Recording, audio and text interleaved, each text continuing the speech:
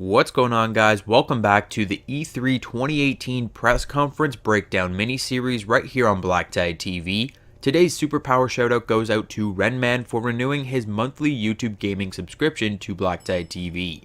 For your own shoutout, you can follow, subscribe, sponsor, or just say something nice in the comment section down below. Unfortunately, I've been a PlayStation owner for the past decade plus, a PlayStation exclusive owner, so I found it pretty difficult to get Microsoft gameplay for today's video to talk about the Microsoft Xbox E3 press conference.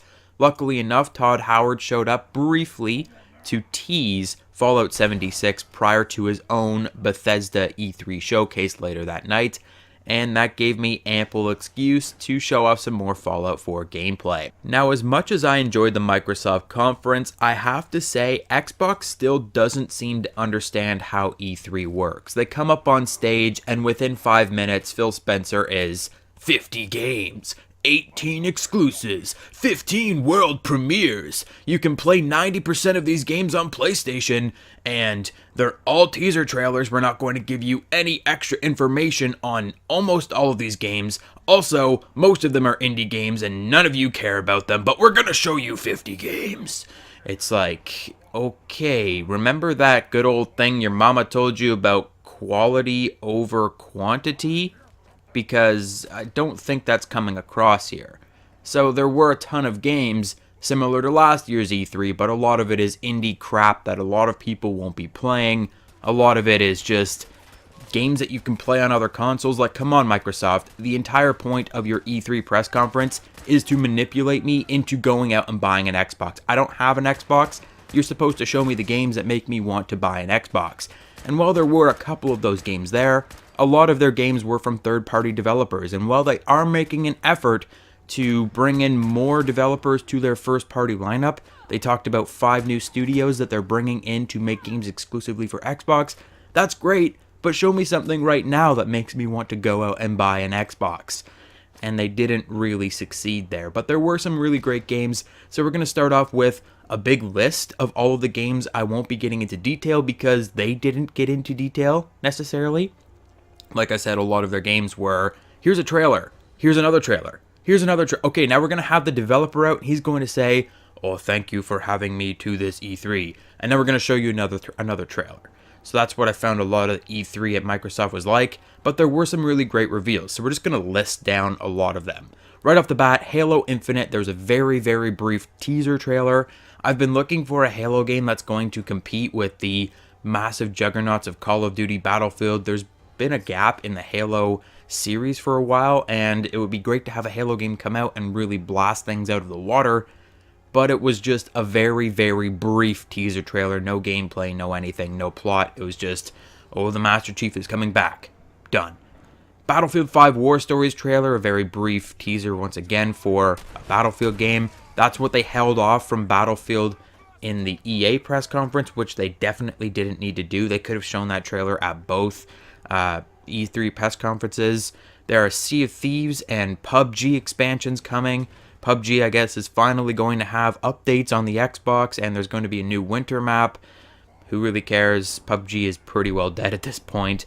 Shadow of the Tomb Raider got a trailer. Cuphead is going to have a sequel / DLC. It wasn't really they didn't really explain it too well, so it could be a DLC for the current Cuphead. It could be a Cuphead 2. There's a new character, a new island, and new bosses. Just Cause 4 also had a trailer, but now we're getting into the ones where they actually gave us a little bit more detail, or the games that I really wanted to focus on because they're the bigger hitters of E3 at Microsoft. Now, a lot of these games are appearing in other press conferences this weekend, so I'll probably talk about them a little bit more during the Bethesda, Ubisoft, and Square Enix press conference breakdown videos. Now, the first we have is Sekiro Shadows Die Twice. Quite some time ago, there was a very brief teaser that a lot of fans in the From Software Soulsborne fandom were expecting to be Bloodborne 2, and we've been waiting for the Sony press conference to announce Bloodborne 2. However, Microsoft beat them to the punch. This is not Bloodborne 2, but it is the next adventure in the Soulsborne series. It's in a samurai setting where a samurai guy has like this mechanical arm and he can change out his arm, and his arm gives him different abilities, like he can control time with it. Looks pretty interesting. I've never really delved into the Bloodborne series, into the Soulsborne games, so I don't know. If you're a fan of that, let me know what you think in the comment section down below. Fallout 76, as I've mentioned, Todd Howard pops up and he says, "This will be a prequel. It will be set in West Virginia, and it will be the biggest Fallout yet, 4 times the size of Fallout 4. He shows a very brief teaser trailer that definitely makes it seem that this is going to be a co-op adventure, and we'll talk more about this in my Bethesda conference breakdown that you'll see probably tomorrow in the next couple days. Crackdown 3 and Metro Exodus both had trailers announcing their release date of February 22nd, 2019. Crackdown 3 almost was there just to reinforce the fact that that game is still a thing, but Metro Exodus looks orgasmic. My eyeballs bled when I watched this trailer.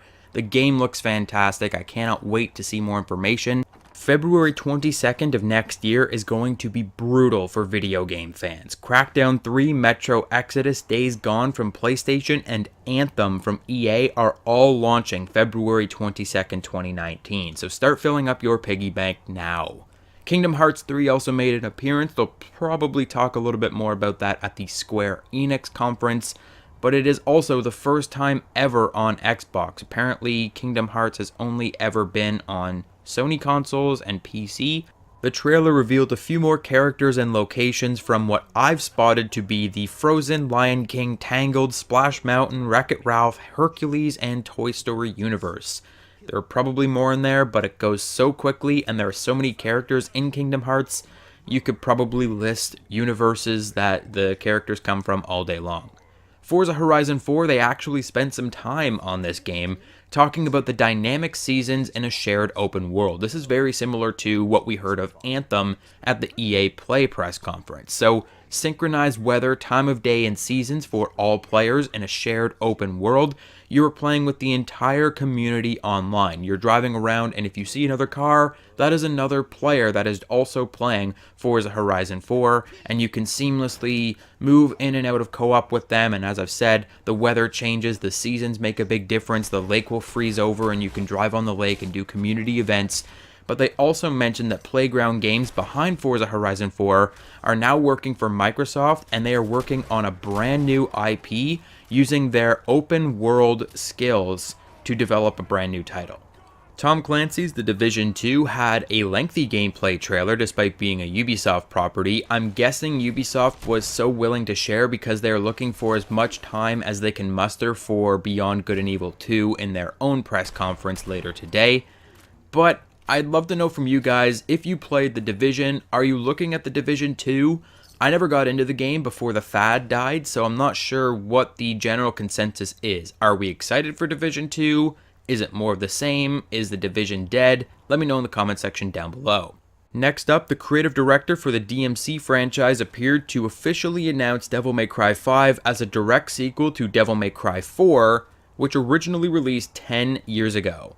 Now, one of the more interesting games to come out of Microsoft E3, developed by Bandai Namco, is Jump Force, an anime fighting game that blends the likes of Naruto, One Piece, Dragon Ball Z, and Death Note, to name a few. These are only the anime titles that were featured, and it looks to be an incredible fighting game. I love the art style. I'm really excited to see what this game has to offer in the long run. This could be a very, very cool fighting game. Another sequel reveal, Dying Light 2, where gameplay returns from the original with an overhauled narrative story, where small choices have a butterfly effect and dictate the way you play the game furthermore. So no two players will ever have the same experience playing Dying Light 2. I feel like this is something that they're just including in almost every game now, so it's nothing to get too excited about. For the second to last reveal, Microsoft nearly failed E3. They were that close. They were on the brink when they showed the Gears of War logo on screen to have pop figurines break through that logo and announce Gears Pop Mobile. Stunned silence in the theater. Then they came out and said, but wait, there's more. Gears Tactics on PC.